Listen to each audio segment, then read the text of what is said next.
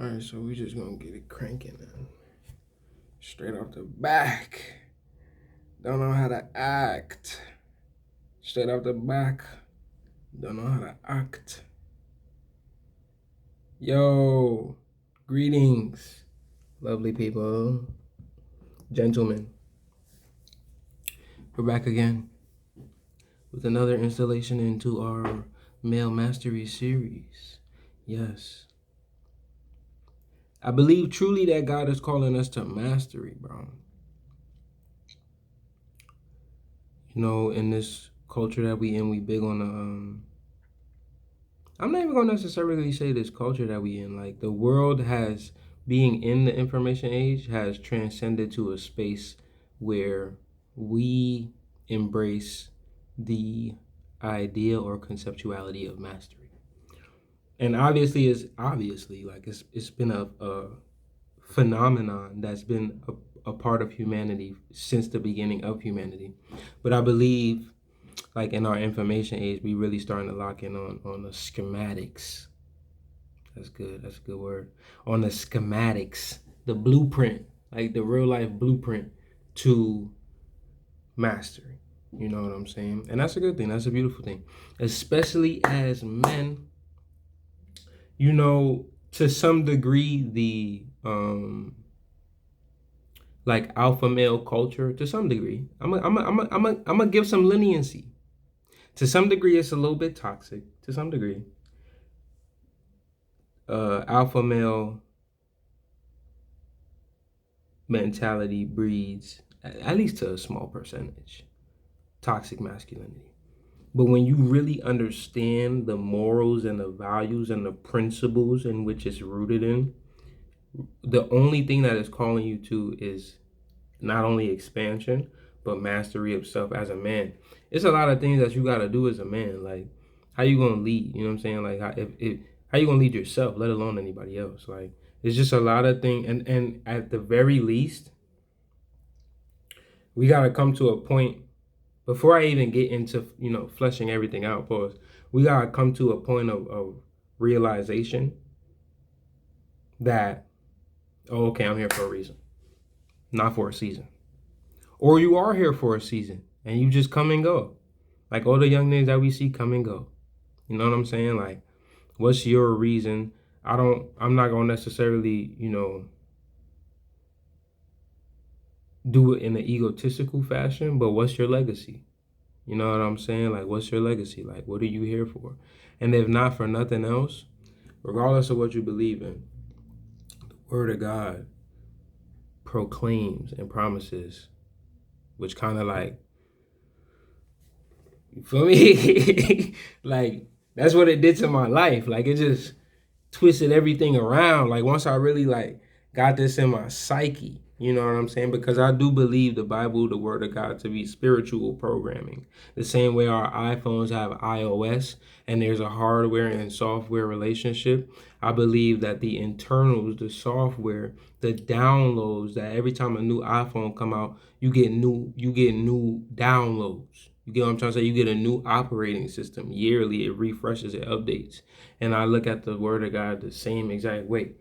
And then when we get it in our spirit, in our shanana, it start revitalizing, and then you just start downloading. Like, you just start getting these downloads. You know what I'm saying? And if not for nothing else, the Jeremiah 29:11 download, that joint was, you smell me? That joint was all that in a bag of chips, boy. I said, oh, wait, I'm here for a reason? What? Okay, can I be vulnerable for a little bit real fast? On the real. Hold on. Yeah, okay. Yeah, it's a little bit more intimate. You smell me? It's a little bit more intimate. Yeah. Now I'm here with you. So let me be vulnerable for a little bit. My parents had me at 14 years old. Like, that's my calling card, bro. Like, that's literally my identity. And for a lot of my life, it was my goat, like my shadow, like my phantom. It's the thing that like wanted to haunt me. But eventually, let me say it like this. I only pose that reality because a lot of my life I dealt with like feeling like I ain't matter. You know what I'm saying? Like I was about to try to find like all this cute verbiage, like just feeling like I ain't matter. You know what I'm saying? That's all it's about. Like, in terms of like, cause my parents love me so much, it's not even funny. Like loved and love, like both tenses at the same time. But it was always like a purpose thing for me. Cause when you see like other kids and you like, damn, like they parents planned them. You know what I'm trying to say? Like that even from young, that's always been the thing I battle with. But nonetheless, my parents loved me through that, and the Lord was able to like reveal things to my heart and mind and spirit that that gave me like conclusionary embrace. Ooh, that's a good term. I like that. A conclusionary embrace, like that's it. You know what I'm saying? I was able to come to conclusions in my head about it with the warmth of His embrace, and all that to say, like, I struggle with purpose in my life, like feeling like I matter, feeling like I had a purpose, like I was here for a reason. And then I got Jeremiah 29:11 in my system. And then I downloaded that operating system. Cause think about it, like think about that verbiage, like that terminology, operating system. When we on the iPhone, when you download it to a certain OS, iOS, your phone operates in a certain type of way. So when I downloaded Jeremiah 29:11, I started operating in a certain type of way. It's a software, it's a download, it's a transmission. But Jeremiah 29:11 states that I know the plans that I have for you. That alone is cold within itself. You smell me? Like that alone is enough to, whew, I know, because when you hear it, it's like, I know the plans that I have for you. Like, not I thought about it, not like I hope for, not like I'm wishing for, like I know them.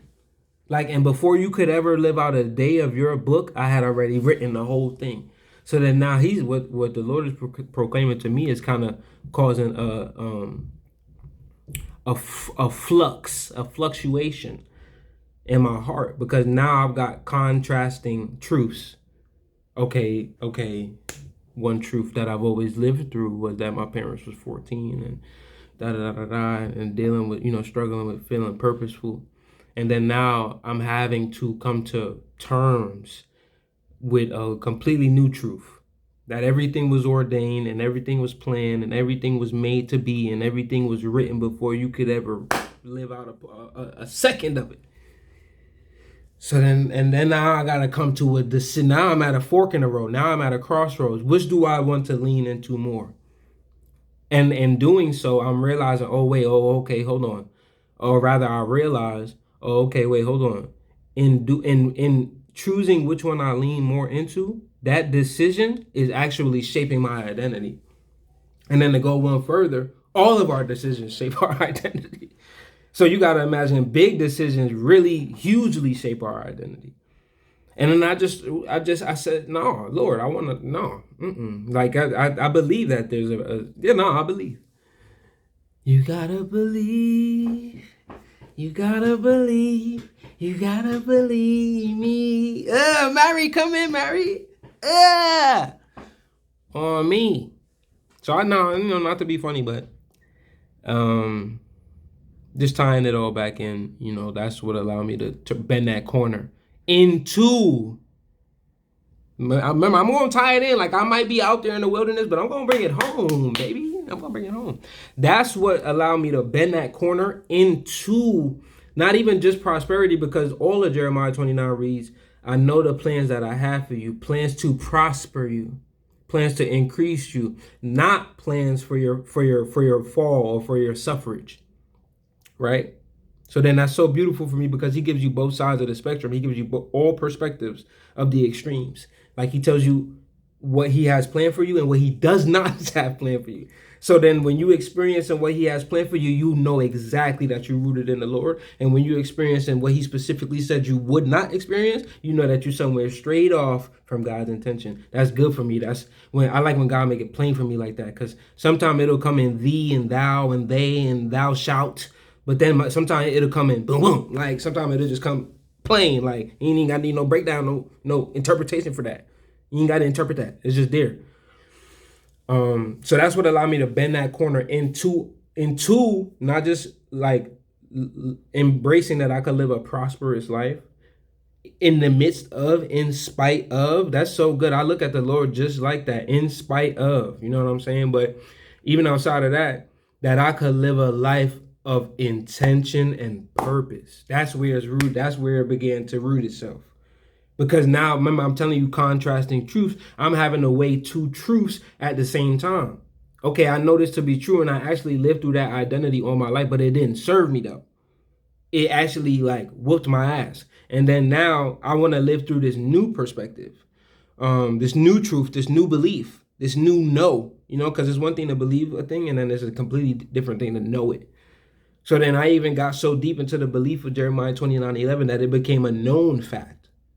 Now, again, contrasting truths. Which do I choose to lean into more? Let's lean more over here. In doing so, now, in doing that, now you unveil a new layer. That new layer is asking the question of what could a purpose-filled life look like? Before, you didn't even know that that existed. Remember, I told you, you know what I'm saying, where my mind resided at. Stifling belief that because my parents had me at such a young, tender age, that because they didn't have, I said that correctly, because they may not have had a plan for my, or intention for my life, because I may have just spawned, that does not mean that the Lord didn't have a plan for my life. That does not mean that. But if all I do is take my identity in this, the worldly thing, my parents, then that's all I ever see myself as. But if I can come outside of that belief and believe something even greater than that, that something exists on a higher realm, a higher frame than that, okay, now I'm rooted in something that's even greater than myself. So then now, in asking those questions, or rather making those decisions, you unveil different layers. And now the unveiling of what does a purpose-filled life look like. And I think that's what I want to get into today. You know, I think that's what I want to get into today. Let's put the Journey Jones on. No, I'm not gonna put it on D&D because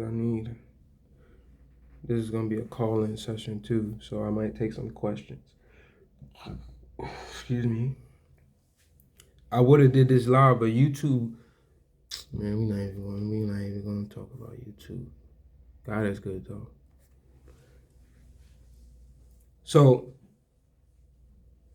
right now I'm giving you rooting. Right now I'm giving you fundamental. You know, so we could build the whole tree up. We're gonna build the whole tree up. Right now is the rooting. Right now is the grounding, the soil. You know what I'm saying? The groundwork, tilling the soil. So all of that being said, now let's introduce ourselves to at the very least the conceptuality. Not even necessarily like a lifestyle transition or a lifestyle translation, but let's just ponder the conceptuality that we could live a purpose-filled life.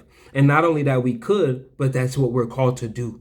Like, because then if you don't do that, you gotta really ask yourself the question, what am I here for? Like, what am I doing? Like, what the fuck is going on? You see what I mean? Like, what are we doing?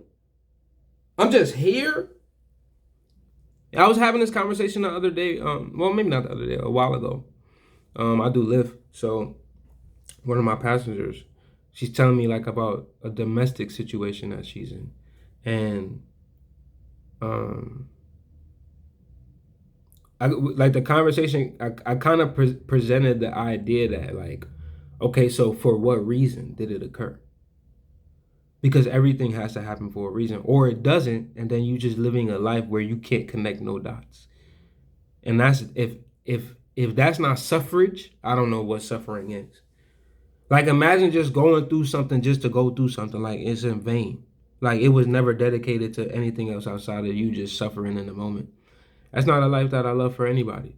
So I just posed the idea to her, like, sit with the concept that everything happens for a reason, and then now you have to tie in how and why you ended up in a domestic situation. Is it because of how you saw your mother loved at a young age? Is it because you saw how your pops loved you, or loved people in general at a young age, or his lack thereof at a young age? Like, sit with certain, possibilities that could have led you to right here, or don't, and then continue to live a life suffering with moments that impact us but have no meaning. That's, come on now.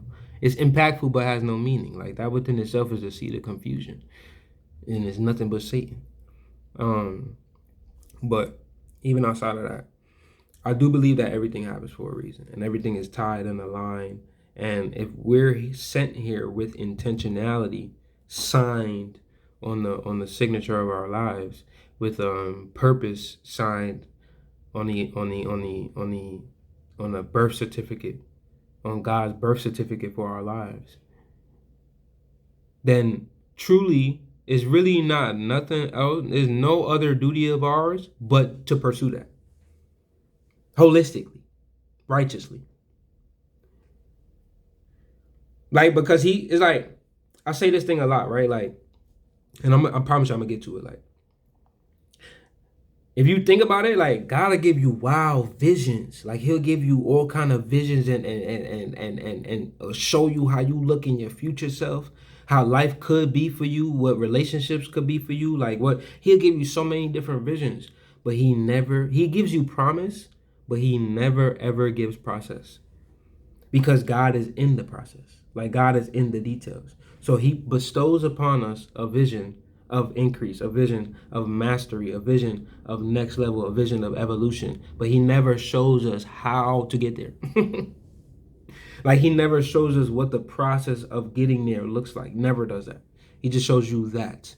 And then calls you to have the faith that of a mustard seed in the thing that he just showed you, so that he can do a works in us and expand that mustard seed into something cold.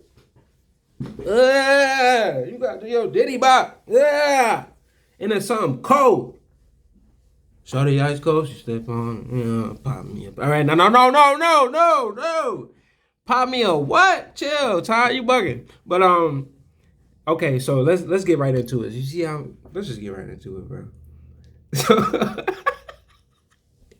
All right, so with all of that being said, how do we live a purposeful life? A purpose-filled life. A purpose-oriented life. You smell me? You smell what you see what I did there? Like, our complete orientation is wrapped around purpose. What I'm here to do, that's the thing I'm here to do. Locked in on the thing I'm here to do. Let's go do the thing that I'm here to do. And then until I die, I'm going to do the thing that I'm here to do. Until he calls me back, I'm going to do what he called me to do. You heard what I just said? That's dope. Like, that's cold, bro. Until he calls me back, I'm going to do the thing that I'm called to do. I'm not going to kill niggas with scripture. I'm not going to go crazy. But at the same time, there's a word that I forgot where it's at. I think it's in Revelations, where Christ is telling us, like, all right, like, yeah, be paid. It might not have even been Christ. I'm not even gonna hold it, but I know it's in that word though. The speaker, let me just say it like that, is saying, you know what I'm saying? Yes, wait upon Christ's return. Like, yes, wait upon the King of Kings and the Lord of Lords. Yes. Wait for his reign to take place in the new world. Like, yeah, wait for it. It's like that adage, already, but not yet, right? Yes, wait for it, but in the midst, like in the meantime, still be doing works unto the kingdom. Like, still be, you know what I'm saying, sending off blessings, still be sending off works, still be sending off grace, still be sending off mercy, like, still be sending off excellence. Like, because he told you he was made in his image, like, so you might as well be of God image, of godliness. And then as a man, king. Yeah, let me sit up in that joint with the lumbar support and all that. Let me get my lumbar support. Hold on. Yeah. Yeah. That's the lumbar right there on me. King. Peace, king. As a man, you are called to do great things. Kingdoms on earth unto the kingdom in heaven. He said, as it is in heaven, so it is on earth. You are called to do great things, King David. Yeah, I had you shepherding. Yeah, I had you on the low-key side, but I had you to me. I was pruning. I was pruning. So once it came time and the Philistines, the Nephilim come forth, the fallen angels' offspring. So then now because they fallen angel offspring, they feel like they set apart. Like nobody can mess with them. But I casted you out. That means that I'm going to send the rightful one to get this whole joint together. Yeah, I called you to do great things, King David. Yeah, I called you to do great things, Jeremiah. Yeah, I called you to do great things, Solomon, offspring, lineage. I called you to do great things, Moses. Now, don't get me wrong. I got a word for women too. I'm not necessarily doing that. I'm not orienting the Bible around. It's very balanced, whether we want to accept that or not. But yo, I'm preaching to a certain man right now, bro. You was called to do a thing. Act like it. Live like it.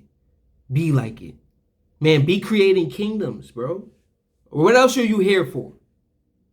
Like, I'm not gonna lie, a curse or two might slip out, cause I get real passionate with this joint right here. I get real, You see this, you see how and you better take it that serious. I'm not gonna hold you. Treat intentionality like it's the deciding factor between life or death. Because it is.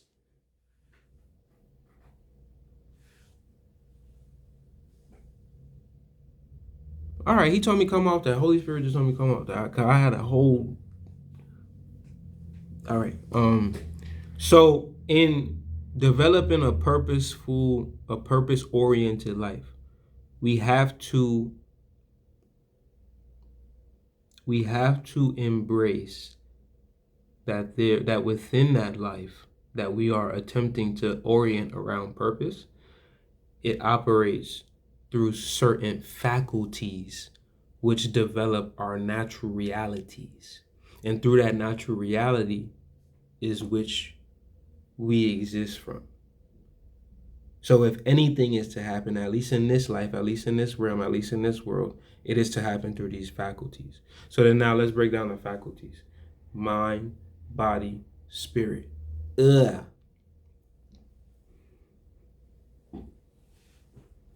No, sometimes you gotta say something and just let that joint just sit and marinate. Mind, body, spirit. And we know, I'm gonna go somewhere with this. We know that. You know what I'm saying? Like we know that. You know, we know that. We've heard that verbiage before. We've heard that term before, that terminology, right? So what the Holy Spirit has bestowed upon me, I'm not even gonna hold you. I heard it maybe like 2 years ago in a Eric Thomas podcast, which I'm a huge advocate fan. Like you see how I ain't even go for a fan first. I ain't even go for fan first. I went for advocate. Like the exact same life or message that he's attesting to or preaching, I'm a huge advocate for.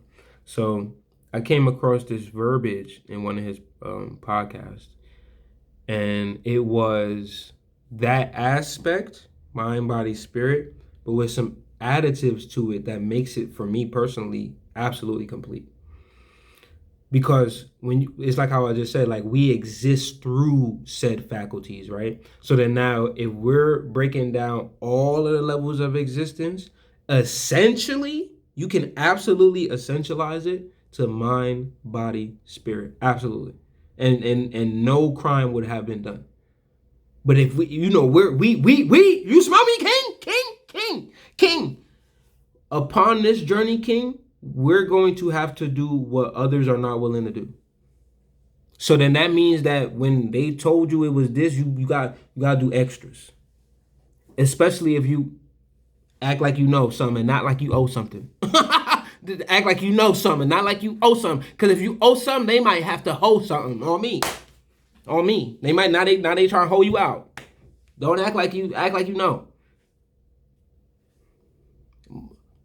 More is required. But then remember, to whom much is given, much is tested, much is required. So I don't really want to hear about this card or that card or race card or NASCAR or black card. I don't want to hear about that. Or they pulled a race card. I don't want to hear about cards.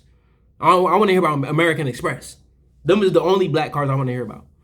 Them is the only race cars I want to hear about. Or you want to talk about NASCAR, like the Bubba nigga, the black NASCAR. You want to talk about that? We can talk about that. But I don't even want to talk about race cards. Cause like I was telling my dad the other day in the conversation, that sometimes we too intelligent to having this conversation. Like we far too beyond to even be having this conversation. Far too beyond. Now we can have the conversation if we want to have the conversation. But I'm not gonna lie, sometimes I'll be feeling like the whole now I'm with Comedicism. I'm with ancient, not necessarily Egyptology, because that's Europeanism at its finest. But you get what I'm trying to say, like the mastery, the Kemetic science. I'm absolutely here for that. But when we start to do it, in a way where it becomes egotistical a little bit, it's like, nah, I'm not here for that.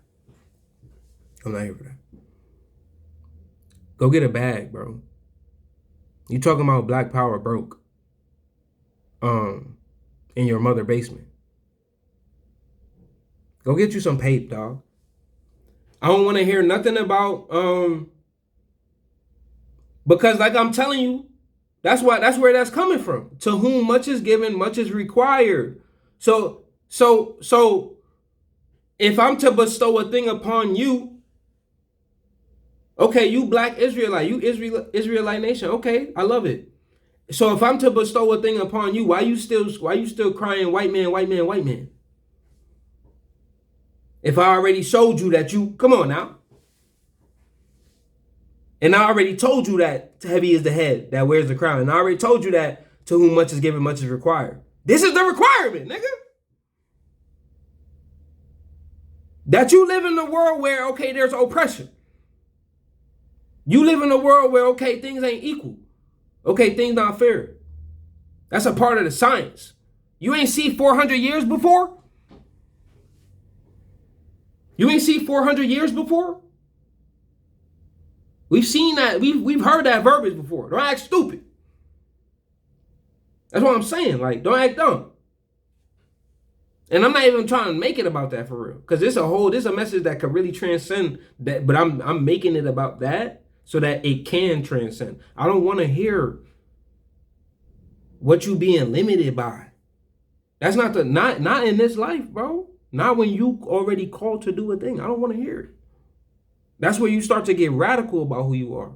There's a radicalism that's required. There's a radicalism that's required. A radical faith. A delusional faith. Like, can't nobody take me to... You on your square. You're not worried about here, there, or elsewhere. Because you on your square. All right, now let's really get into it now. You know what I'm saying? Like, that was really just you smell me? Orientating ourselves in a purpose-filled life is a part of that is not making excuses. Yes, internalizing that there is a purpose on my life. Yes, internalizing that I was sent here for a reason. And before I enter my mother's womb, I was with the Lord. So I gotta have a meaning for here. Now, what has to happen is that I translate that same tenacity and that feeling into an actual lifestyle. All right, let's get into it. Mind, body, spirit. I told you we already heard that. My fault. I don't know what that was. We already heard that. You know what I'm saying? But then I had heard in the ET podcast, he goes, remember, in this journey, we got to do the extra mile. So when you hear extra mile, you better add here to extra mile. Because really the game is to be sold, not told. So if somebody had the grace enough to be telling our funky asses something, like in our lower levels, and we try and get somewhere, yo, add here and stop playing, bro. Like, it's not Google Chrome, Internet Explorer, YouTube, Mozilla, Firefox. Man, get in them Googles, man. Stop playing, bro. You know, if you told, I do this all the time for like it's a perspective-based exercise. Imagine if you could have a conversation with Harriet Tubman, nigga, or Frederick Douglass, Nat Turner. Imagine you having a conversation with Frederick Douglass and then he asks you, yo, like when you learn how to read? And then you tell him, oh yeah, I learned when I was 3. Man, that nigga might bust a backflip. You hear me? He might bust a clean backflip right there. We don't even realize. You talking about this and that. Man, get a grip. Like a purpose-based life. Because you was already called to do a thing. So like I told you, your only responsibility is to pursue the thing. So look, now I heard extras. So then I add here to extras. Listen to the verbiage. You go mind, body, spirit, right? We know that. Family, finances. Bow. I said, ooh, we stinking. And from the time I heard it, it was stinking. And from then, I hadn't necessarily incorporated it yet, but I did internalize it, right? So as of recently, I'm not sure why, but the Holy Spirit compelled me to resurface that information and then do a reintegration. Like, okay, you need that now. You ready for that download now? So I'm like, okay, yeah, let me get into that. Boom. So I'm sitting with myself. I'm in my study, isolation, solitude. You know what I'm saying? Having those times to devote that time to things that matter like that. You know what I'm saying? How you even gonna get to that point? But I'm breaking it down. And what I did was I took it and then essentialized it, fleshed it out. I core based it, then fleshed it out as an entire philosophy. And we finna go through that whole journey right now. Life is up, you know what I'm saying? Time is of the essence. Niggas fuck around. Clap tomorrow. Or we croak tomorrow. We croak next week. We croak. Do it now, right now. We're going to do the whole joint right now. So at the very least, we know a little bit better moving forward. So we could do a little bit better moving forward. And we keep laying bricks. Kingdom building, kingdom base. Let's go, bro. Like, okay, so you got mind, body, spirit, finances, family, right? So now what we gonna do is base a core premise around those 5 pillars, right? So all I'm doing is just referencing my notes. What I like to do, y'all know how I do it, like I'll boom, freestyle a little bit, you know what I'm saying? Because sometimes the flow be having extra download than what I already documented. So the core premise of the 5 pillars, a holistic system for human flourishing. Keep in mind and internalize all of the foundationary standpoints that we've already set up until this point. And it's gonna make all of this like hit even harder. A holistic, not satanic, not agenda-based, but a holistic system for human flourishing. Because you're a flower, bro. Water me and I will grow. Shout out to Theo London. Water me and I will grow. You're a flower, bro. On forename gravesite. Why you think you get buried? All right, come on. A holistic system for human flourishing, right? At its core, the 5 pillars, mind, body, spirit, family, finances, represent a blueprint for life mastery.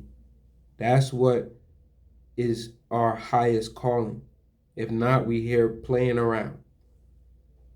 It is not just a framework, it is a way of being. The human experience is multi-dimensional, and true success cannot be measured in just one area. The person who is wealthy but spiritually bankrupt, strong but mentally weak, faithful but financially irresponsible, is still imbalanced.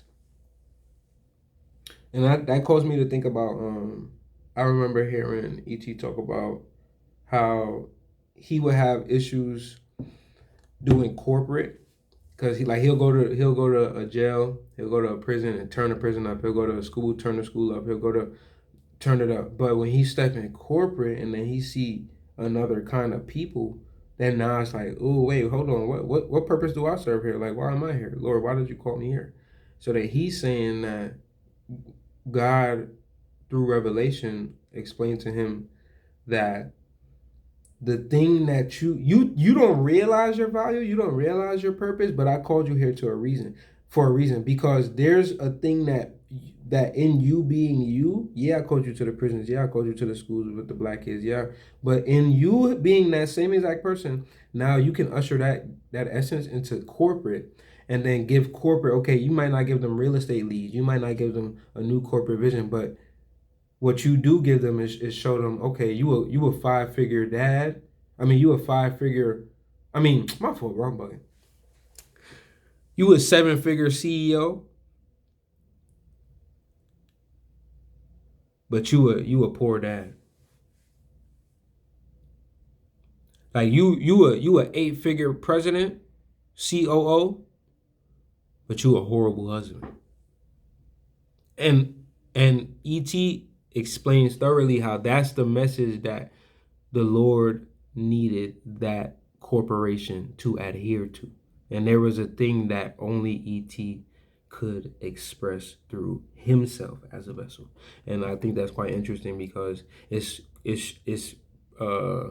anecdotally it's proof that of the concept of what I'm saying now. It's not necessarily thriving that we're looking for, but it's a balance and a sustained evolution. Because you gotta remember, when we grow exponentially. At least we should. When we grow exponentially. At least we should. Cause even remember, I ain't gonna tell you nothing that ain't scripturally based. Yeah, it might flow and sound of the world, but it's very, very rooted. And remember, he told us 7-fold. So even the Lord is thinking in exponential terms. That's like when we say squared or cubed, that's the same thing. He says 7-fold. So when he's saying that, usually when is he ever saying that terminology? You gotta really break this shit down. Like, you gotta break it down. When is he ever using this terminology? When he's directing unto somebody, increase. Or directing unto somebody, decrease. Like when he's, in other words, here you go, when he's quantifying. When the Lord is quantifying for our little feeble goo gaga brains as humans, speaking to the creator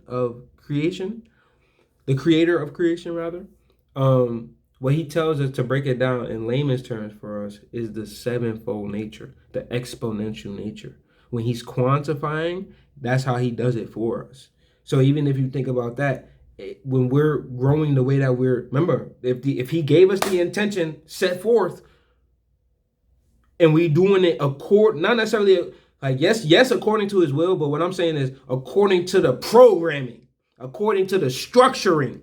When we're doing it according to the structuring, oh yeah, it starts to grow exponentially. It starts to grow exponentially. It starts to grow, boom. It don't grow like this. It don't grow like this. Like it's the circle, this the circle, right? And then this part grows, and then that's it. Or that part grows, and then no, it grows, boom. Or if it does grow like that, yeah, all of them parts grow, and then they become a star. Like the circle goes into a star because each of those points form their own thing. But everything is growing exponentially. You see the balance in that? Like, God's not a God that he would sow a seed of imbalance. God is not a God that he would sow a seed of confusion. Less than. He's a perfect God. Not 99%, not 101%. A perfect God. It's not that he couldn't be 200%. He is all percent. Infinite percent. But for us, he is the exact 100% that we need from him. He's a perfect God. So in all of that, we should be growing exponentially. That's all I'm saying. The 5 pillars ensure that no part of life is left unattended. This philosophy follows this truth. A life built on one pillar will crumble. A life built on all 5 will stand unshaken. These pillars are not optional. They are fundamental. It's not an option. It's a part of the foundation of the structuring of the kingdom that you're building. It's not optional. If one is weak, the whole structure suffers. Strength in all five creates a self-sustaining, ever-evolving foundation for growth. And then what this just called to my mind, if you think about it, is like that old adage of like, okay, you make all this money, but then you don't live to see it. So you gotta, health is wealth too. That's proof right there. It's like in all of these different small ways where we've been saying like this same language, or we've been saying the same terms, and now I feel like this is contextualizing it into a language. Like it's like a term here, saying here. But when you really put all of those things together, what is the essence? What is the philosophy of all of those things that are being said?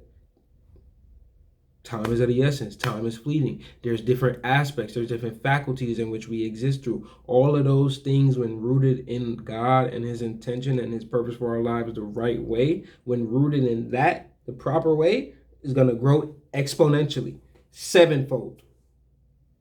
So then it's our responsibility to lock in on what He's got for us. Like, it's your blessing. Like, why ain't nobody else gonna do it? It's not for anybody else to do. Okay, so that was the first aspect, or that was the first little breakdown. 2, interconnectedness. The pillars strengthen each other. Each pillar is deeply interdependent. They don't exist in isolation. A deficiency in one inevitably weakens the other. For example, a weak mind leads to poor financial decisions. A weak mind leads to self-doubt. A weak mind leads to an inability to endure hardship. So look at how it, as above, so below, as within, so without. A weak body limits energy. A weak body limits productivity.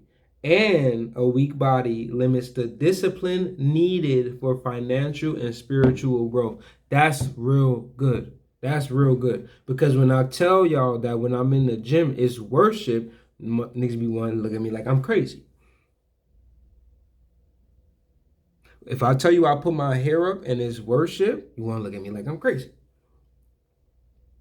Your body is, did you not know? He said, what? Did you not know that your body is a temple? So it should be fitting and pleasing for the Lord Christ. Like, did you not know? that don't mean that I'm perfect. That just means that I know that and I should do that. That's all that means. That don't mean that I'm holier than thou or better than thou, because there's times I defile my own self. And then I gotta look at myself in the goddamn mirror and say, yo, you defile. That's not like you. That's unlike you. Your body is a temple. So I'm not only talking to you, I'm talking to myself and reinforcing these things into my own head to remind myself that, yeah, it's of holy covenant. Your body is of holy covenant. Like I gave it to you. I bestowed it on you. Do something with it. Man, sculpt that thing. Get in the gym and sculpt that thing. On me. I don't care how you want to look. How you don't. It's not vain. Like if it's, let's say a shorty girl, right? And she says she want a certain shape. She want to be. That's not necessarily vain. Because you just got to imagine what it's rooted in.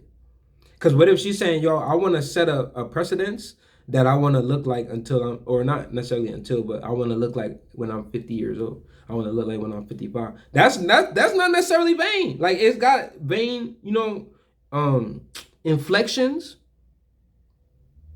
But do all, he said, seek the kingdom of God, and all these things shall be added unto you.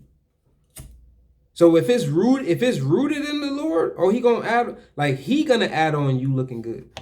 Because you gonna be sitting with him in intimacy so deeply, he gonna make you look at you the way he look at you. But if you around the homeboys all day, or you need intimate time with yourself. And stop thinking that that's pause. That's not pause.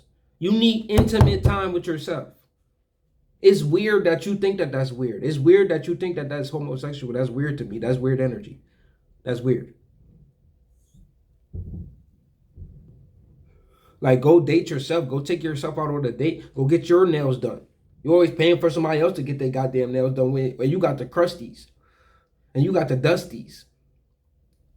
But if it's see, look at where we be rooted at though. Remember, I'm talking to my boys. If it's about box,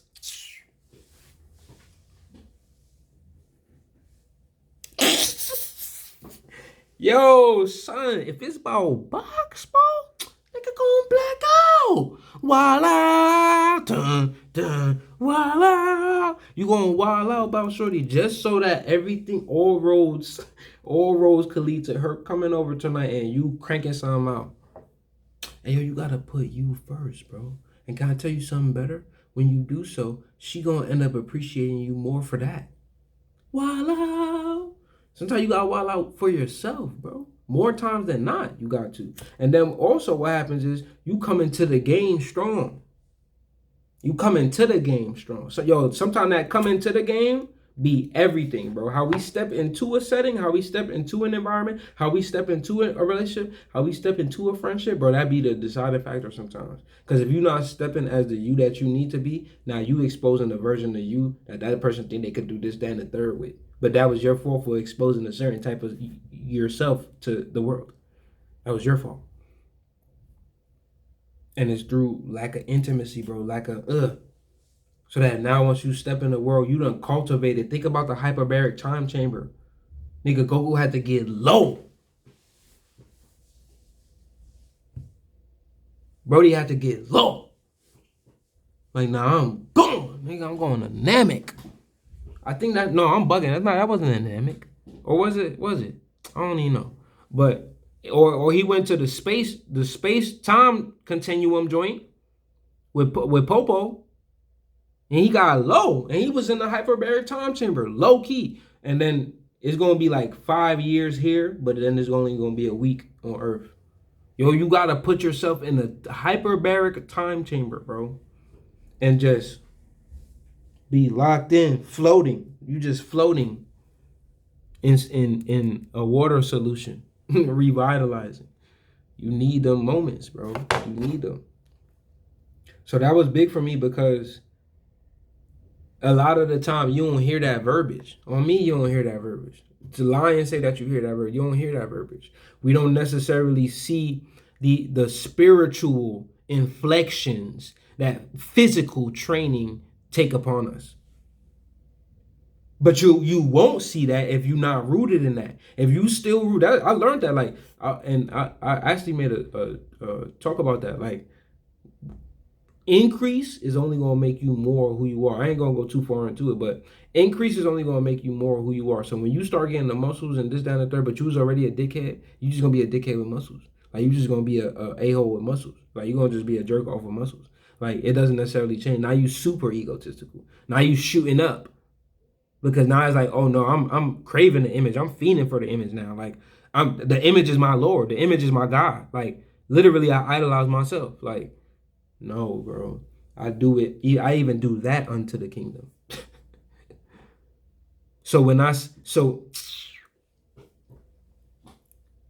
Man, listen, bro. Use a man, bro. Use a man. Use a man. So then now that physical training is translating in a spiritual realm. And when it's time to cast demons out of your spirit, when it's time to cast that wickedness about you, bro, yo, you gotta have some resolve. You gotta be able to look right to it. Like, so what we doing? What are we doing? Because it's gonna be me or you. Like, if you don't have that resolve, but then that resolve, that come from training too, though. Because, man, listen. You know how many times I done almost went platinum in the gym just because I'm in the gym, bro? Just like, if I'd have seen boy outside of the gym, it probably wouldn't have went that platinum. But because you in here and you acting stupid, oh, it's about to go dumb. It's about to go dumb. Then I got to lean not into my own understanding, because if I do, I'm going to been done. Crank something out. Pause. I'm going to been done. Voila! 4 name gravesite. But it's not, no, we ain't doing that. But that's the thing that I'm saying, that resolve. Like, yo, bro, even and as it is on earth, so it is. So I mean, in the spiritual realm, I'm stepping to it. Real life spiritual warfare. And in the physical realm, I double dog dare you. And you gotta have that tenacity. Don't be selling wolf tickets, because niggas will read that clean off you. Where is it going to come from though? That's the rule of thumb, law of alchemy. Is the law of transmutation. You can't take nothing and make nothing and then make something from that. That's impossible. You can't do that. But you could take something and then make gold from it. I could give you lead and then you can make gold from it. That's the law of transmutation.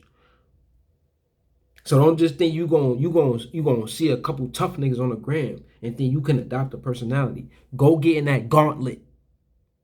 Go get in that gauntlet. Go get in that gauntlet. Go get in that crucible. Go get in that crucible, bro. Before you do some dumb shit, and then now you really in that gauntlet. And you really in that crucible, and niggas ain't playing fair. And you getting poked up, calling home, screaming for COs. Man, get in that gauntlet, bro. Get your mind right. Get your mind right. Because when you in that gauntlet, it's never been one time I left that dance floor and I ain't felt like, ugh. I'm talking about like mentally though, not like feeling myself per se, but like just mind just firing with just brilliant ideas and flow and current. You know what I'm saying? Like mind just in the flow. It's never been one time I left the gym and I still been in the brain fog. Never. So that's very important verbiage for me because it's like we don't necessarily see that spiritual inflection when we in the gym. Go get to training, baby boy. Because you gotta fight demons, nigga. You talking about generational wealth. You talking about generational curses. Do you realize the verbiage that you talking? You realize the spiritual verbiage that you talking? You just said generational curses. That mean that you're standing up against demons that your ancestors couldn't defeat. Nigga, you better fight.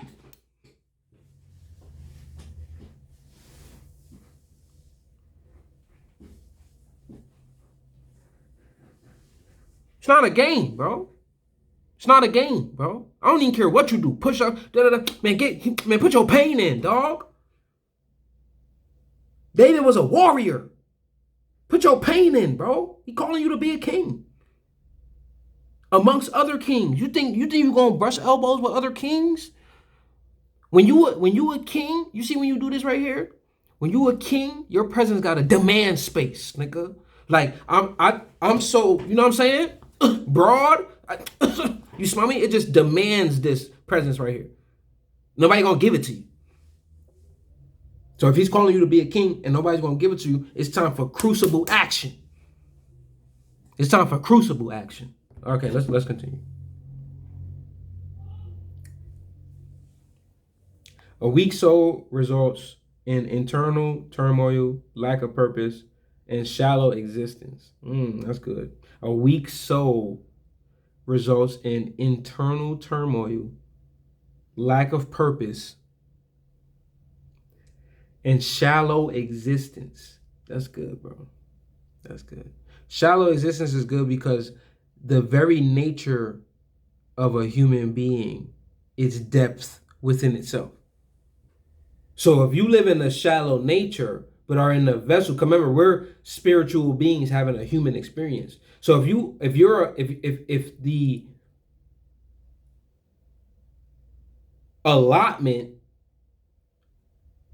of you as a being is depth within its nature, but then you living a life as that being, as said vessel, you living a life that's shallow, that's a misalignment. You're deep. Your life should be deep. You've got depth. Your life should have depth. Your story has depth, so you should have depth. So if it's not aligning, that's a misalignment. Financial instability creates stress, limits options, and leads to poor life choices. When you got financial instability, you have poor life choices. That's why I tell you that. Oh, look, verse of the night just popped up. I love them that love me, and those that seek me early shall find me. Proverbs 8:17. It just popped up. You know what I'm saying? You do what you know as you may with that. But financial instability leads to poor life choices. That's why that's proof within itself that the nature of poverty is a mindset. It's not a financial location. It's a mindset. Because how did my financial instability lead to poor, listen to the verbiage, poor life choices. So my poor bank account led to poor life choices. Okay. That's just food for thought. A weak faith removes the foundation for resilience. Ooh, I was cooking. In this joint. You hear me? A weak faith removes the foundation for resilience, leaving one vulnerable to fear and despair. That's so good, yo. That's so good. You want to know why? Because the Holy Spirit is the comforter. He's the comforter. He's the comforter, bro. And he told me that his yoke was easy and his burden was light.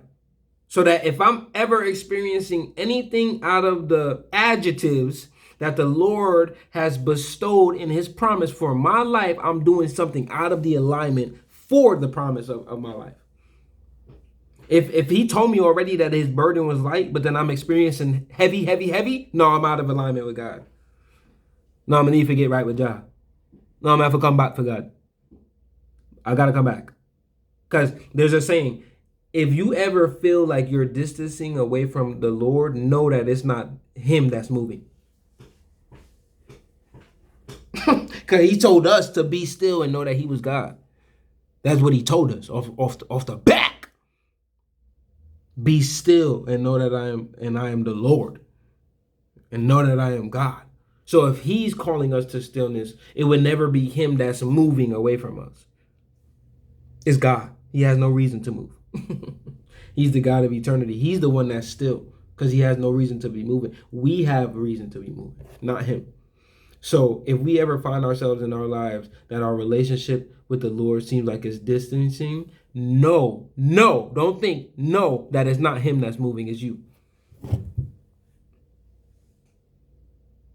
Conversely, when one pillar is strengthened, it reinforces the others. A disciplined mind sharpens faith. Come on now.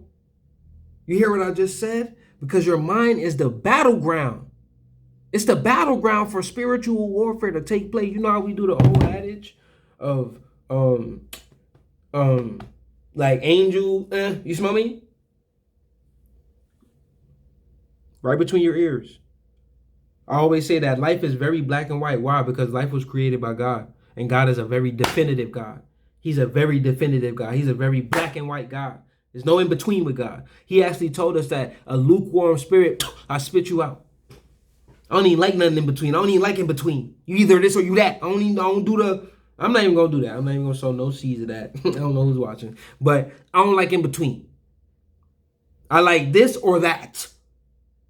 You either with me or you're against me. But when you do the in between, I spit you out because I can't call it. I can't call it. You walking with me or you walking against me? You a op or you broski? Like, I can't call it. So if he don't even like lukewarm, and he's the creator of life, he's the creator of the world, then ain't nothing lukewarm about the world.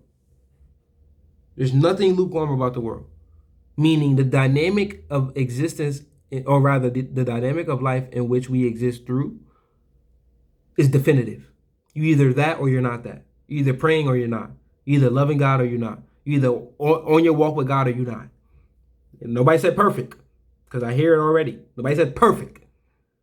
You just either doing it or you're not doing it. That don't mean, oh, shit. Oh, man, I slipped up. He didn't say you couldn't slip up on the journey, but you on the walk. Yo, but it's definitive, though. So here's where I'm going with that. I'm about to tie it in. Here we go. If the Lord don't like lukewarm, which is in between, it's not hot or cold, it's in between. If the Lord don't like lukewarm, and I'll just explain why he doesn't like lukewarm, and the Lord is the creator of all creation, so that means that the creation takes the same precedence as his own nature, meaning the world don't even like lukewarm. It's either this or it's that. It's definitive. It's either a rainforest or it's a desert. Like, it's definitive. It's names for things, right? Because of that definitive nature. Then that means that if life is black and white like that, if it's definitive and black and white like that, the only gray area is our gray matter. It's the gray matter. The only gray area is the gray matter. That's why it's called gray matter. Like, yeah, literally it's great. Like, literally you bust your head. You ever did the chemistry joint? Where you see the goat brain or the frog brain, that joint gray. Like, oh, you would have never thought that. You would have thought it was pink. It's gray. literally gray. Like, it's crazy. And that's a metaphor, bro. A cold one too, because life is black and white. It's definitive. It ain't no in between. You either that nigga or you not. You either putting that pain in or you're not. There's no in between. So if that's to be true, okay, I'm cool with that. I'm with that. But at the same time, that means that, oh, the gray matter is, the gray area is the gray matter. The only in between is what's in between. The only in between is what's in between, bro. Between my two ears. That's what, okay, here I'm gonna do another one. If life is black and white, then this gray matter is what draws the color. It's what draws the color of life, bro. Like our brains, outside of that, we would just be, outside of our brains being what they are, we would just be like little deer or little rams or little pigs. Cause they you know what I'm saying? It'll still look the same, but because the capability is not the same, they're not necessarily drawing no color from theirs. Like when God gave us free will, that's when he let us be the artist too. Like we joined him in communion. That's when that happened. When he said, no, I've been having paintbrushes. Like, here, I'm gonna give you a paintbrush. Like, that's when we joined him in artistry. So, I'm not necessarily mad when people do the whole demigod joint, but when it becomes egotistical and it's like, because he already told you all things is possible. So to an extent, I embrace the idea like, okay, yeah, we are gods on earth. He's bestowed unto us. But when we think that we're the works, like when we think that the works come of us, you're filthy. There's nothing good of you at all. There's not one good thing inside of you. And if it is, it's because God put it there. Nobody else could have put it there. So I lean more into the understanding that, no, I'm a humble servant. I'm a weak, broken, shaken, scared, sinning man. And outside of me leaning all the way into you, when you do the trust fall and if I don't just trust fall and then let you take over my actions and behaviors, it's over with. It's over with. I'm calling mom from a cell. I'm calling daddy from a cell. And then he crying. Then my mom's crying when I do it my way. I'm just put it on the floor like a breakdancer. I'm just gonna put it on the floor. I ain't got nothing to hide. I ain't got no reason to lie. I was the fuck up. It's not that certain, I ain't go through certain things or certain things didn't leave me. No, but it was me. And every time I did it my way, I failed. So then I had to realize his purpose for my life. Because I needed to live for something greater than myself. Because when I live for myself, absolute failure.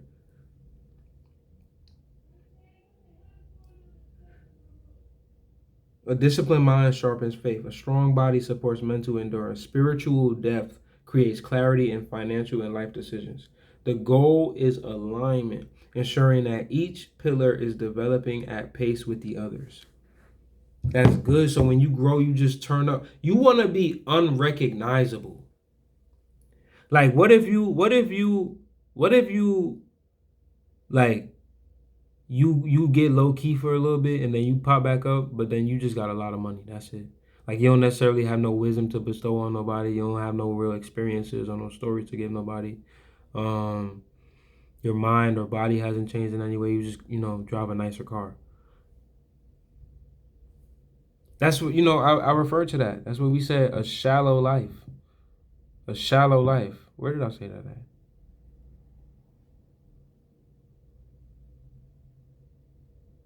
A shallow life. A weak soul results in internal turmoil, lack of purpose, and a shallow existence.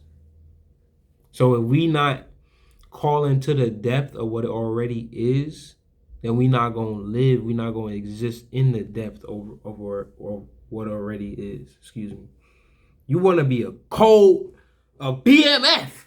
Like I ain't talking about Big Meech either. When you pull up in a spot, BMF. And you ain't necessarily physically even got to do that. You just demand. You smell me? You demand it. I demand it. And you can't demand it out of the world until you demand it out of yourself. There's no artificial. You can't shoot it up. You can't Botox this confidence. You cannot do anything except put in the pain. Okay. Intentionality. You don't drift into mastery. You hear me? You don't drift into it, bro. You do not. It does not happen by osmosis.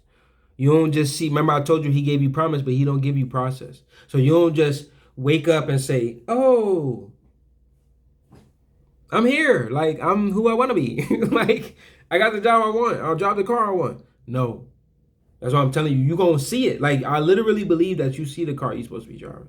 I believe that you see the house you're supposed to live in. I absolutely believe that for you. What I don't believe is that you're fleshing out the process and what you're gonna do to get there. I don't necessarily believe that. And that's not a knock against you. That's really me leaning into you and relating to you, knowing that knowing how long I suffered myself from seeing the vision or seeing the promise, but not necessarily leaning into, okay, what does the process look like? And in all my years, it took me to get to this point, not necessarily right here, right now, but it took me to get to this level of understanding to realize, okay, it's a purpose filled, a purpose based, a purpose oriented life that I'm truly seeking after. That's what the Lord is calling me to do. So a big part of purpose is intentionality. How you gonna have purpose without intention? Like they go hand in hand, they twin sisters. Intentionality. You don't drift into mastery. Matter of fact, hold on, because I actually want the definition. What is the definition of intentionality? The concept of intentionality has a few related, but slightly different, meanings, particularly in philosophy. Shut up. Intentionality is the power of minds to be about, to represent, or to stand for things, properties, and states of affairs. It's the aboutness of mental states. Essentially, it's the idea that our thoughts, beliefs, desires, and other mental states are always directed towards something, whether that something is real or not. For example, when you think I want an apple, your thought is intentionally directed towards the concept of an apple. Intentionality relates to actions that are performed deliberately and with purpose. It involves having goals, desires, standards, selecting behaviors to achieve those goals, often but not always involving conscious awareness of the desired outcome. In simpler terms, it is doing something on purpose. Let's go. Many people react to life rather than architecting it. That's a bar. The 5 pillars shift you from passivity to intentionality.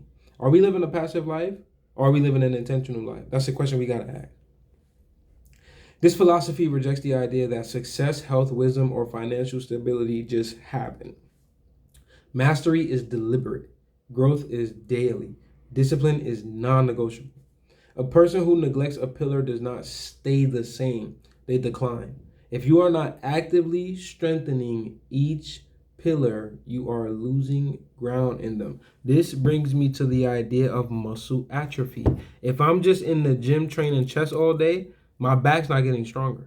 My legs are not getting stronger. My calves are not getting stronger.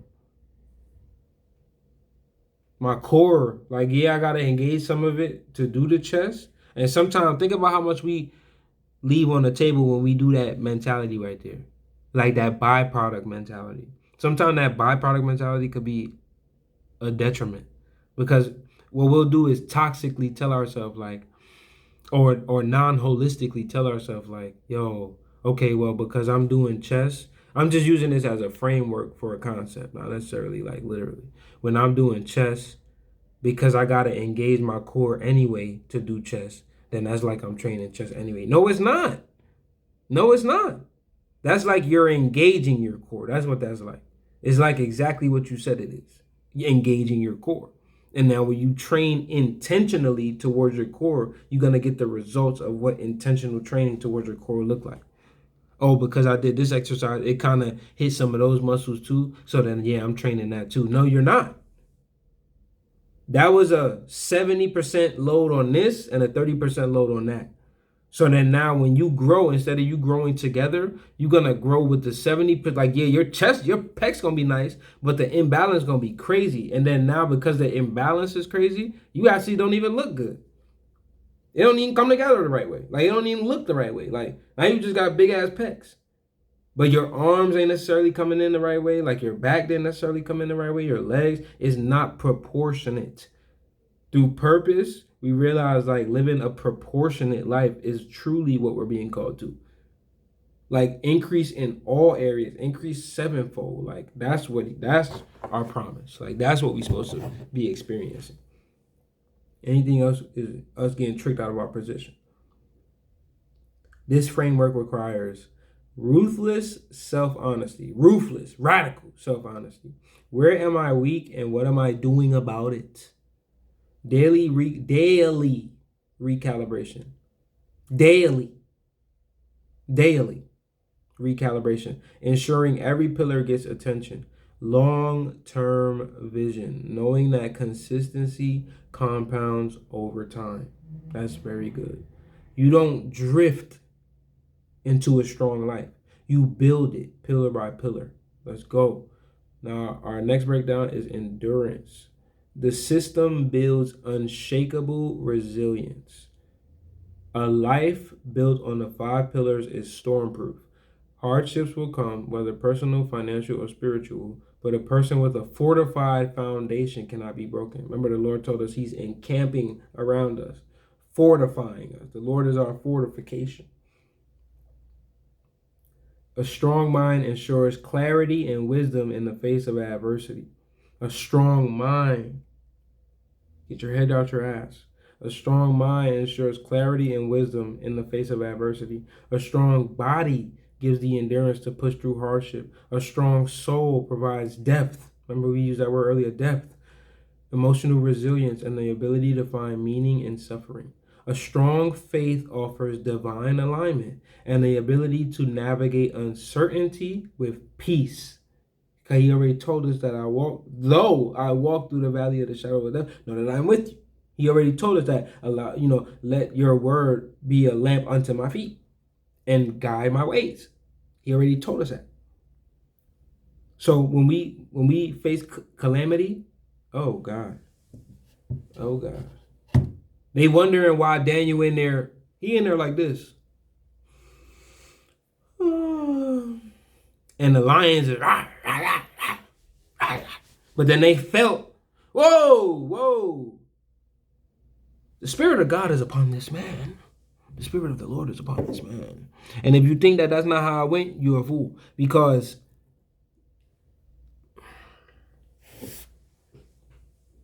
the Holy Spirit too good. He's just told me that the same signature that was on Daniel is the same signature that was on the lions. So he has sovereignty and authority over the lions. But then what Satan want to do is trick us clean out of our position. So then he uses fear. Remember, with the lack thereof. Yo, sorry, Tom. No, it's okay. I'm in the middle of it, but I'm gonna put you right here. Okay. I'm gonna just turn you down and yeah, okay, that's good. So hold on. Dang, I wonder why it does that. Hold on, give me 1 second.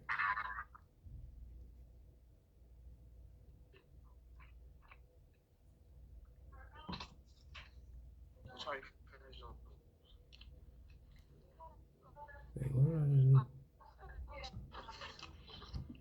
What's 23 around? 24? Okay, I got it, y'all. I got it. I'm a mute if all right, yeah. You can mute on your side. So, those are the words I was just saying. Fear. You know what I'm saying? Sowing those seeds of fear. That's where the lack thereof kind of takes shape. So it's the idea that each faculty, each aspect that we exist through requires our intentional, purposeful, purpose-oriented awareness because it's a faculty in which we exist through. So there's mind, there's body, there's spirit, there's faith, and then, there's family and then there's finance. Faith is good too, but it kind of falls into, but the idea is if we don't, there's atrophy as above, so below, as within, so without. So the things that are happening in the earthly kingdom to an extent, or rather I could do it like this, the things that are happening in the heavenly kingdom to an extent, are happening in the earthly kingdom. The things that are happening in our mind are happening in our body. The things that are happening in our spirit are happening in our mind. There's a translation of transmission into our certain faculties and aspects of life. So remember, if I'm telling you as above, so below, if the same creator of all creation created the structure or rather the infrastructure in which we exist through, if the thing is happening on a mental level, it's happening on a physical level. If the thing is happening on a physical level, it's happening on a spiritual level. So if we know the phenomenon of muscle atrophy to be like a reality, like it's a real life, thing, where if I'm training chess all day, if I'm training chess all goddamn day and I'm never focusing on my life, you see the disproportion. We know what disproportion looks like in the gym. Like we already know what that looks like. That's disproportion taking shape in the physical realm. So then we must ask ourselves, like, how does disproportion look in the spiritual realm? How does disproportion look in the emotional realm, in the mental realm? And then outside of that, if we go 1 degree higher and pull ourselves outside of ourselves and look at ourselves being ourselves, we got to ask ourselves, what does disproportion look like in all of my faculties? Like, okay, I'm super duper, and this is a word I had to internalize throughout my life. Like, okay, I'm super duper mindy, but I'm not necessarily oriented around my body. Like, I'm 100 pounds soaking wet with bricks in my pocket. I said, no, wait, hold on. Like, the excellence got to be excellent. Like, the excellence there's no way that I could be this aware or sound or intellectual in these realms, and I don't allow that vessel, that cup, to runneth over into other areas. There's no way that I don't do that. Like, there's no way I'm the fool if that's the case. And then what happened is here I go right here. What happened is, what I realized is, like I'm telling you, each faculty pause for lack of a better word, plays with each other. Each faculty flows off of each other. So yeah, I'm super, like I've always been super intellectual, but then when I started to stimulate my body, when I started to lean into my body, when I started to master my body and sculpt my body, not only did my mind become sharper, as did my body, but then I realized I demanded a certain authority with my body. And then now the authority that is demanded by my body is being reinforced by my mind and then being nurtured by my spirit. So then now when you deal with me, when you interact with me, you get all of the fullness of me. It's not necessarily, damn, this guy's kind of smart, but I could probably take advantage of him. Like, this guy's kind of smart, but like, I try him. I wish you might. I wish you might. You see the lumbar support. You got to come lumbar support for that one. Like, there's a balance, and I'm not necessarily sowing seeds of violence, but I am sowing seeds of intentionality. And I'm showing you that as above, so below. And each of these faculties, look at it like a faculty. There's a corporation. You, the body, are the corporation.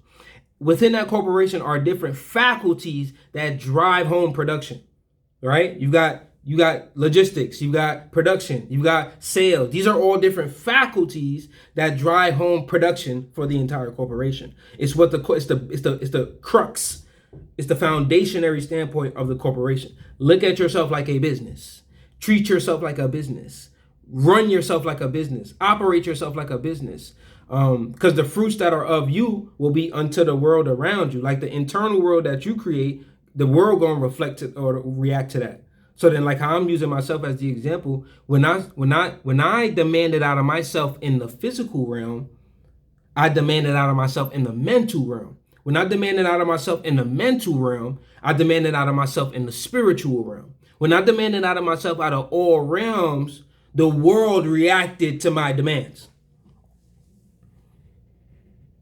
The world reacted to my demands. And it's not sowing egotistical seeds. It's only philosophically leaning into the understanding that, yes, as above, so below, as within, so without. And the internal cups, the internal vessels, which are the faculties that I'm contextualizing, the internal vessels that I pour into are what create the framework of my reality that I naturally live out of. So if we experience inefficiencies in our natural lives, oh, it's absolutely a call to reflection. It's an opportunity for reflection. It's an opportunity for isolation. It's an opportunity for solitude. But if we always up under each other's ass, we don't give us. That's what I'm saying. It's not even pause. It's weird that you would even think that it's weird to be intimate with yourself. That's weird. We need intimacy with ourselves. Like, we need alone time, quiet time. And then I was saying this in another talk. Like, it's this concept I've got, like crust versus core. And the same way that as human beings, the perfect boundary lines, the perfect existence lines for us to reside within is on the earth's crust. It's on the outer layer. Like, you got all of this earth, and the outer layer was what was perfect for our occupancy. Think about that as a conceptuality. So then now you've got core earth and you've got crust earth. Crust earth is where we occupy. Similarly, as human beings, we have core self, exterior self, or to parallel this concept, crust self, right? You got core self versus crust self. You need to be very intimate with core self. Like, with the fire that burns, the heat that burns, the furnace that is within us, you better be very intimate and intentional with yourself. Understand the spectrums of yourself. And it's hard to do so if you don't leave yourself those moments of solitude. Like rock out for yourself for like 30 minutes to an hour before you go to bed. Or rock out with yourself like 30 minutes. If you live with a spouse, rock out with yourself for like 30 minutes before you go in. And just internalize with yourself. And just reflect. Like, throughout the day, like, take little notes.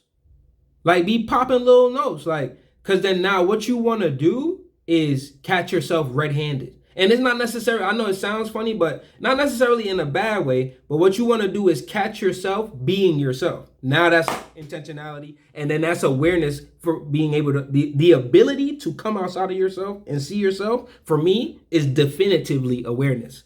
Like, maybe Webster puts it another way, but for me, it just is easy that way right there. To be able to come outside of myself and see myself being myself is how we quantify awareness. And through the measures in which I could see myself being myself is the levels of how high or low I am aware. So if I could never catch myself red-handed being myself, then I've got a low level of self-awareness. If I can spot it and then hold myself accountable and then also extend grace to say, no, I was wrong. Like, no, I was wrong for that. Like, I have to hold myself accountable for that. Like, that's awareness, to where nobody necessarily has to come to you to tell you that. That's awareness. And God, the creator and ordainer of the intention for our lives, is calling us to that level. There's never a time, bro. And if you really walking with God, you're going to know this for a fact. There's never a time where I'm sitting with the Lord and he don't call me to realize myself. Never. There's never one time. There's never one time. If I ever went to God with a contrite heart, he'll pour in. It's like kintsugi. Yeah, you know what kintsugi is? It's like a Japanese, or I know it's Asian. I'm not going to be disrespectful. I don't know what Asian it is, but I know it's an Asian practice where they would take, let's say, like somebody China, we call it China. You know what I'm saying? Like the little granny cabinet. You know what I'm saying? We call that China. So their mastery in their work of how they craft plates and glass, like, they big on that. That's tradition. So if this is how big of it is. Like, this is how much tradition it is. If a joint break, they don't throw it out. Like, if one of our little glass joint, we sweep that joint right up, throw it right out. Like, their practice is when they break, the art of kintsugi is that they pour like a gold, they put it all back together, all of the pieces back together like a puzzle. And then they like pour this like gold binding substance, and then they let it harden, and then they, wipe off the excess. So then now the plate is restored. The plate is to its former glory. And then even outside of that, where the cracks were is now lined with gold. So it's like a masterful metaphoric restoration effort. But the metaphor in it is that, for me personally, like when I just felt this in my heart.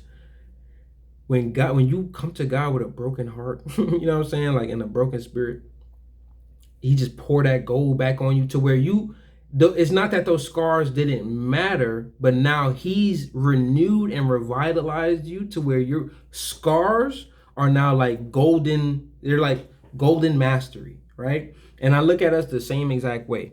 But through awareness is how we kind of get to that level of like, okay, I'm broken here. This needs filling here. This needs pouring in here. It's not a beat myself smear campaign, beat myself up smear campaign. Like it's really not. It's really not. When you I'm not gonna hold you like the enemy wants it to be. Like, I'm not even gonna hold you down. Like, that's what the enemy would like for you. Like, for you to think that now because of that, you're not worthy. Now because of that, like, you can't come forth. Now because of that, like, you gotta haunt yourself or you gotta hold yourself in grief. That's exactly what the seed he would want to sow. But in calling unto a thing that's higher than yourself, you realize, like, nah, nigga, like, it's just indicative that a shift is required. It's indicative because you gotta remember this too. Like I always tell you, like if I'm 27, I don't know where I was 28 years ago. I don't know. And remember, we're talking about faculties. We're talking about mind. We're talking about body. We're talking about spirit. Essentially, remember, we just added on some framework, but the essentialism of it is yet and still mind, body, and spirit. And if those are the faculties in which our reality exists upon, that's the framework of our reality. You gotta imagine.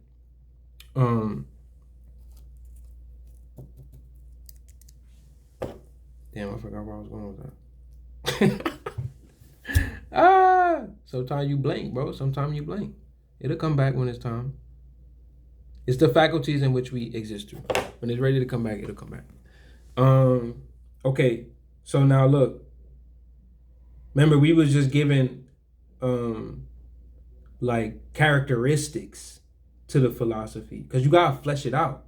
Like, granted, God constructed us so perfectly. Like, yeah, he gave us skeletal system, right? But it would have been non-functional. That's like, imagine if the salesman just gave you the transmission. You got the Beamer transmission. Like, you gotta flesh it out. You gotta put flesh on that. You know what I'm saying? So now we're gonna take the concept, and as the creator did, we're gonna do the same with our creation, which is fleshing out the philosophical nature of it. So that was just like additives to give it characteristic, right? So here, let's go back through it, matter of fact.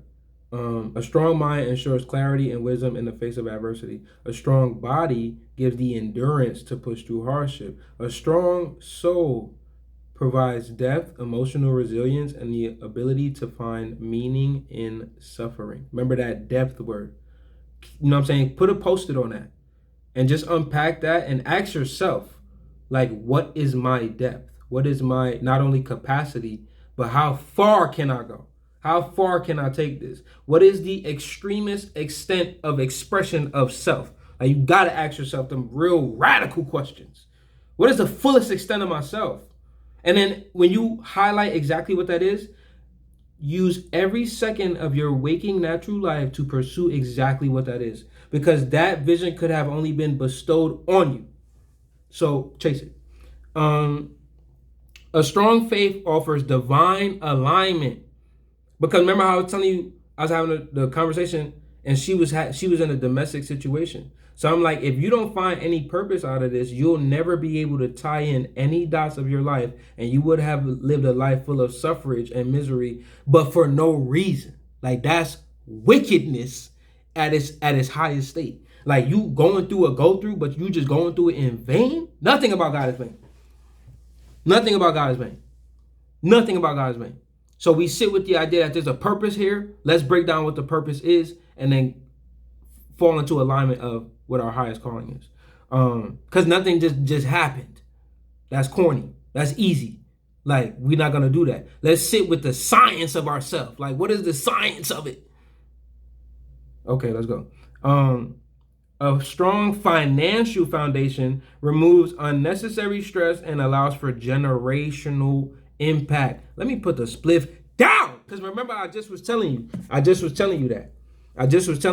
That you think that it's about being cute or being buff or going to the gym and driving a nice car. I just was telling you that you keep using these cute TikTok terms, right? You're not even realizing that you're casting demons clean out of your lineage, bro.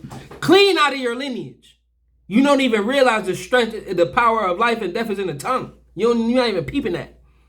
So when you say, yeah, I want to do generational wealth, don't just say it because you see a nigga on the gram saying that. Internalize that and realize that when you say you want to break generational curses, you're doing a thing that men, that women, that aunts, that uncles, that fathers, that sons before you could not do. That doesn't mean that they're horrible people. That means that you've got the faith and vision within yourself to say, I see where we are. I know where God's calling us to be. And on my back is how it's gonna happen. I'm not even gonna hold you. I'm talking to y'all, but my pops just lined, like he lined in too. I'm on this with my dad too. Do you realize how full circle this is, bro? My dad's dad wasn't the dad that I had. I need you to understand what's happening here. So when you say generation, you're casting out demons, bro. Words are spells. Power of life and death is held within the tongue. So the same demons that your pops couldn't shake, the same demons that your grandfather couldn't shake, this is male mastery at its finest. When we're calling to call this call, we lock into this call. This is male mastery at its finest. I believe it's all of our purpose to some form or extent or expression to break a thing on the backs of you. Something is going to be born. You're going to bear something. Or what else are you here for? Like it, when we younger and it's fun, I'm not mad at that. But then when you really realize like, oh, I just got done telling you that my parents had me at 14, 15 years old. So when you finally get done with the fun, with the play, and then you realize, oh, hold on now. Like I'm really here for something. Like I'm here for a reason. Which truth do you want to lean into? You want to lean into the truth of what your reality is or what you know yourself to be, or you want to lean into the truth of your highest calling. Like, yo, I had Jeremiah 29:11. I know the plans that I have for you. Plans to increase you. Plans to multiply you. Not for your suffrage. Not for your painting. I already know what I got planned.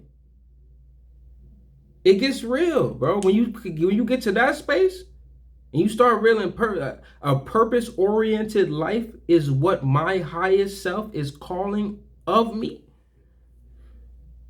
It starts to get real. You start to get convicted. You start to, oh no, I'm just moving different now. And there's nothing wrong with that. You're feeling your higher self take place. I believe, obviously, as above, so below. I believe that certain biblical truths take shape in a metaphysical realm. It translates itself in metaphysical study as well. So, for me personally, oh God, bro. Yo, the download is so good, bro. This is iOS 35.7. I ain't gonna hold you down. If it's mind, body, spirit, and we know the word to have all of these different truths that seem otherworldly, and then we get a nigga like Newton, or we get a nigga like Einstein, or we get a nigga like Nikola Tesla, where he might take godly language and that's why you gotta do your Googles, bro. You gotta do the knowledge, bro. All is all, like it's in all. So you think that when Nikola Tesla did the 369 alignment, the 777 alignment, you think when he did the electricity oscillator, and the oscillator was the same shape as the ankh on my arm, you think that it wasn't alignment? Like, how was God so marvelous? You got to marvel at it. Like, don't even try to answer the question, but just marvel at the vastness of the expansion. Don't try to answer the question, because your feeble mind could never.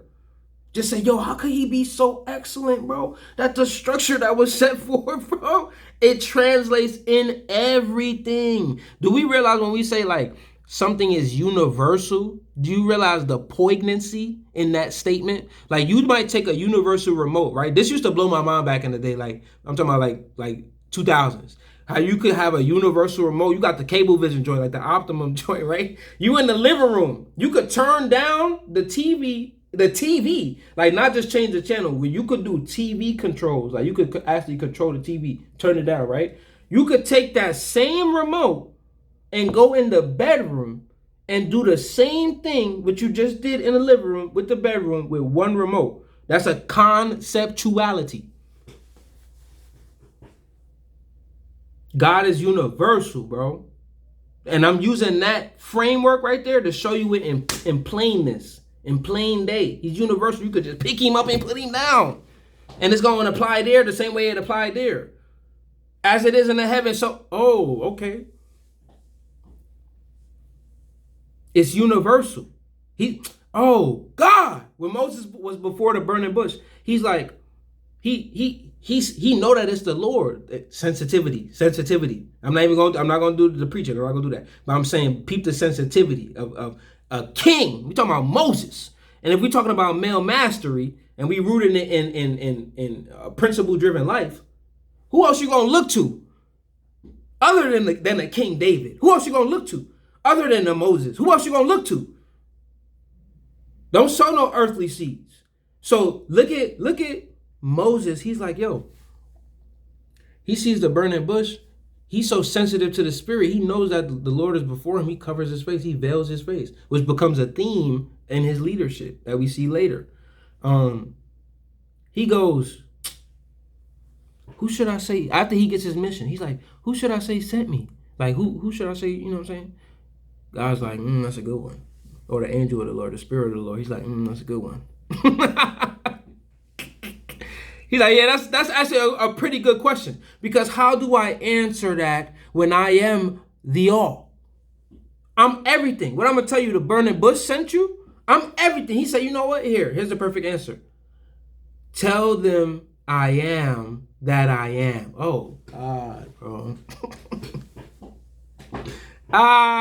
So if that's the creator talking about his own natural self, his own characteristics of self, and we know that he created the framework that we exist in, bro, if as above, so below is held to be a fundamental truth, then our mind, body, spirit, family, finances, all work under the same jurisdiction as everything else. It's universal. That's why I did that remote joint, because it's all universal. There's financial framework that we've got to concrete. There's spiritual framework that we got to concrete. There's mental framework that we got to concrete. And then the concreting is the important part, because what happens is you're contextualizing a framework in which you are to live through. Your contextual is like, so much of my life I had an idea of who I thought I was. Then I fleshed out exactly who I am. This is my manifesto. Like, this is my mission statement. I just got done telling you, treat yourself like a business. Every business has a purpose in which they're striving in. They know exactly what industry they're in. They know exactly what their demographic is. They know exactly what their niche is, and they know exactly what they're providing to that said breakdown. We must treat ourselves in the same exact way, because everything is everything. I just told you, universal, and the one who created the universe is universal. So if that's how it works in this realm, in the business realm, what happens when we treat ourselves like the business?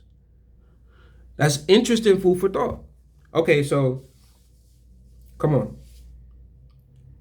Legacy. Remember we said that word earlier too, legacy. Because when you say the words, what are you here for? And you root it in something that's beyond your time, that's beyond your, is lineage rooted. It's like, I know the plans that I have for you. So in spite of everything that I've been through, you know the plans that you have for me. In spite of everything, of any foundations, you know the plans that I. So the idea is that, okay, so now there's a back end and there's a front end. There's a something that I'm running towards, and also there's a thing I'm running from. But then also conversely, when you achieve the thing that you're running towards, the back end of that is that generations after you really don't have to do a lot of the things that you had to do. And that's a God-given fact. But the things that we don't do in our natural lives, the generations after us have to suffer the same reality. And that's a God-given fact. So if you think about it, God says, like, the sins of one man. This is why David had to. Oh man, that's good, bro. This is why David had to sow certain seeds of repentance unto God because of what he did. Not Saul,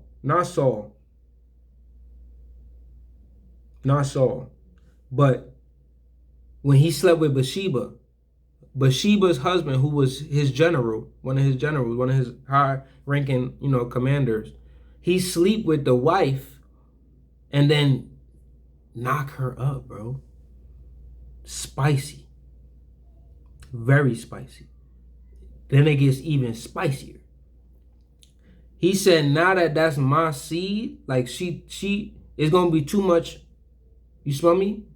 So now the husband got to die. This is man's though. But when we're operating outside of the will, the intention that God really already done placed on our life, now we got to deal with the seeds that we sow.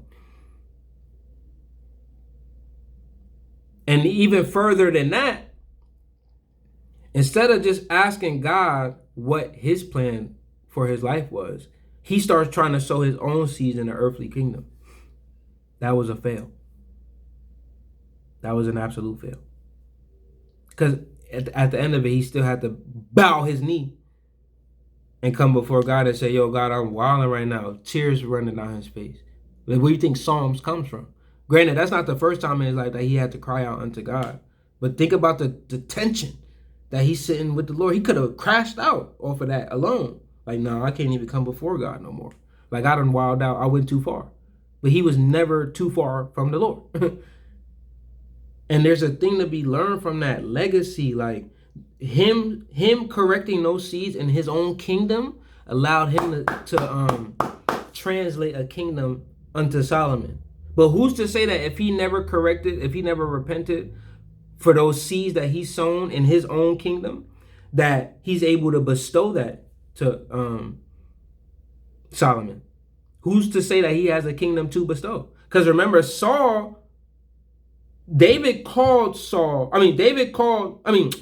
God called David to be the king of Israel. The first God, like really God-rooted, God-fearing, God-ordained king of Israel. Now, there's already a king of Israel, and his name is Saul. But Saul want to do what he want to do. He building his own temples. He you know what I'm saying? He not really leading the Israelites.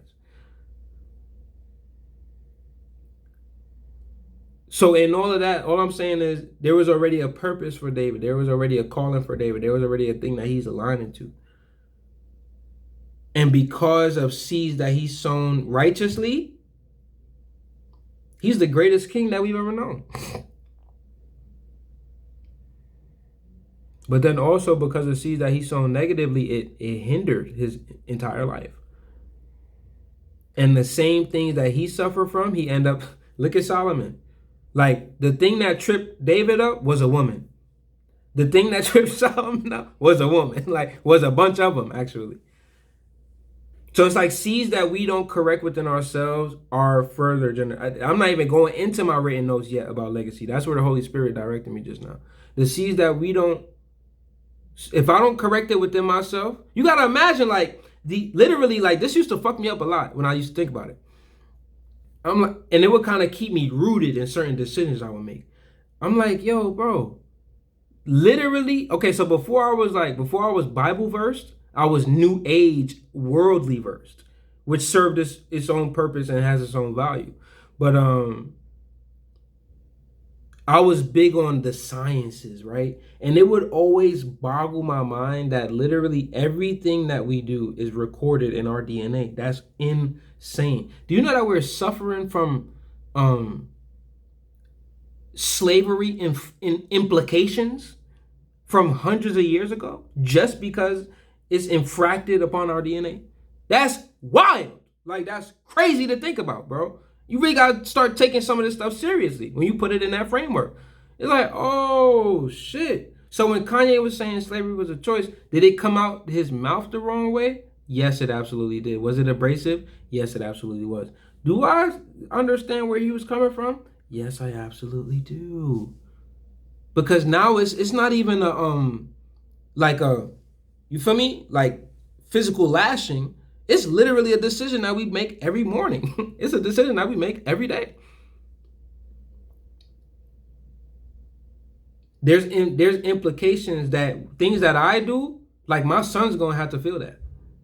Like if I don't correct certain things within myself, my daughter's gonna have to feel that. And I'm not even saying like because I have a lack thereof, like I won't be able to nurture them in a certain way. I'm saying literally. I'm talking literally. When Abraham was of old age and couldn't, make kids no more, but God promised him that nations was going to come from his loins. He's like, Lord, there's an inconsistency here. I'm old, but you told me that nations was going to come from me. He said, I got you. And shot and quickened the spirit, shot that spirit into Sarai, and then Sarai bears seed. That seed becomes that starts the 12 tribes right there. So when he literally told him that nations was going to come from him, he was being literal.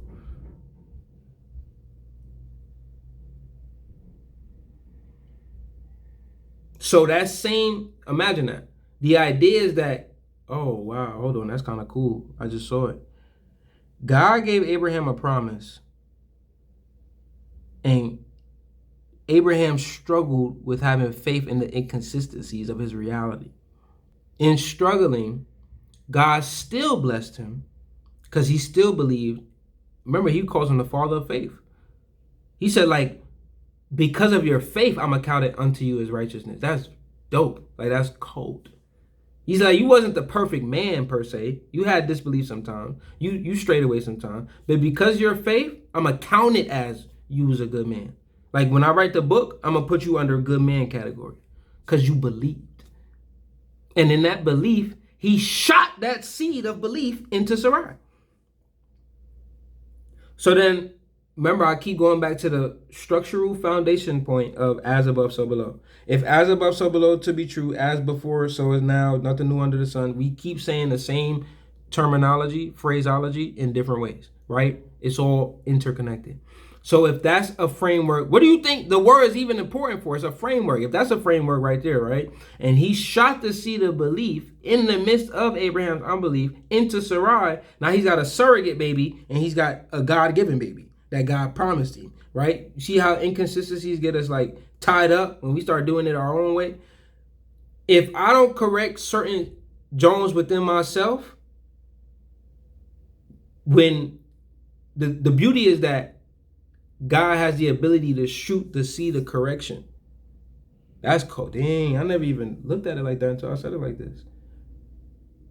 Because even though Abraham was doing whatever he was doing that wasn't necessarily loved by the Lord, he still counted it unto him as righteousness. So we got to really, when I tell you to get in the gym, I don't care about you being cute. I don't care about you having muscles. It's certain fights that you got to fight yourself so that your kids could prosper a certain type of way. Like I don't have children, but I'm at a point in my life where I'm really realizing, like, no, a life for yourself isn't a life that you want to live. Not even necessarily that you don't want to live it, but God's calling you to a purpose-driven life. And a purpose-driven life is a life that's serving others. It's as plain as that. And the science behind that we don't want to get into it, but the science about it is that I can't be selfless until I'm selfish. Like I can't